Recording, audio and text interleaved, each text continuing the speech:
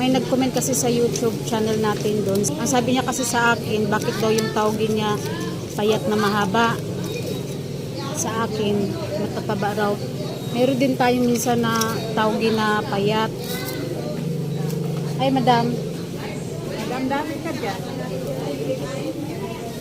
Ito yung tawgi ko na payat, oh. Na mahaba. Ayan, ito. Sabihin ko sa inyo kung anong dahilan. Ayan. Ito siya, bakit may mahaba ako? Kasi overdue na. Ito, meron pa siyang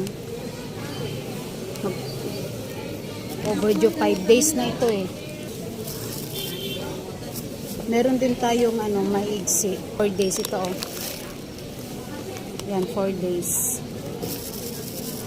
So, yun din ang mga dahilan bakit mahaba ang tawgi dahil sa overdue.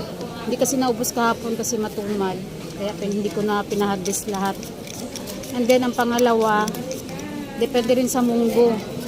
Kasi pag native na maliliit yung munggo mo, yung bulilit, haba na payat. Pero minsan, may munggo tayo na wonder, yung matataba na munggo. Ang kinalabasan niya, mataba, tsaka pandak. Mga ganito, oh. Diba? Grabing laki. Malalaking hibla ito na munggo, eh. Kaya ganun ang kinalabasan niya. At saka, ang pangatlong reason, bakit payat ang tawagin nyo, maluwag yung lagayan nyo ng munggo. Pag nagpatubo kayo ng tawgi, maluwag yung lagayan. Tingnan nyo na lang po yung YouTube channel ko, yung lagayan ko ng tawgi. Yun din kasi ang dahilan bakit mahaba yung mga tawgi nyo. Maluwag yung niya. Maluwag, malawak. Kailangan kasi pag nagtanim ka ng tawgi, ng munggo, masikip. Masiksik siya ba? Para hindi masyadong maghaba.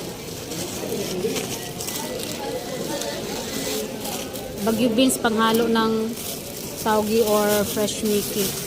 Yes. Machine. Pakiabot ba sir? Ito, maganda yung wrapper. Machine to. Machine yun po. Dalawang klase yung wrapper eh. Machine tsaka manual, mano-mano. Isang kilo dito? 30 na yan. 40. Opo, 40, 44 plus 30, 74.